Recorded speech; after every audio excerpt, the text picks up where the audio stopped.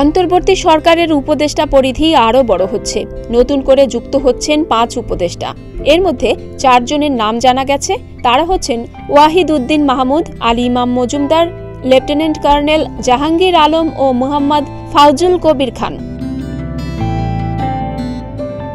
জানা গেছে, শুক্রবার বিকেল ৪টায় বঙ্গভবনে রাষ্ট্রপতি মোহাম্মদ শাহাবুদ্দিন তাদের শপথ পাঠ করাবেন। এ সময় প্রধান উপদেষ্টা ডক্টর মোহাম্মদ ইউনূস সহ অন্যান্য উপদেষ্টারা উপস্থিত থাকবেন। এর আগে গত ৮ আগস্ট রাতে গঠিত হয় দেশের বহুল আলোচিত অন্তর্বর্তী সরকার। এই সরকারের প্রধান উপদেষ্টা হিসেবে শপথ নেন ডক্টর মোহাম্মদ ইউনূস। বঙ্গভবনের দরবার হলে তাকে শপথ বাক্য পাঠ করান রাষ্ট্রপতি মোহাম্মদ শাহাবুদ্দিন। এ সময় আরও ১৩ জন উপদেষ্টা রাষ্ট্রপতির কাছে শপথ গ্রহণ করেন। শপথ অনুষ্ঠানে বিভিন্ন রাজনৈতিক দলের নেতা, সামরিক বেসামরিক কর্মকর্তা ও কূটনৈতিকরা দরবার হলে উপস্থিত ছিলেন। পরবর্তীতে ১১ ও ১৩ আগস্ট আরও ৩ জন উপদেষ্টা শপথ নেন। তারা ঢাকার বাইরে থাকায় পরে শপথ নেন।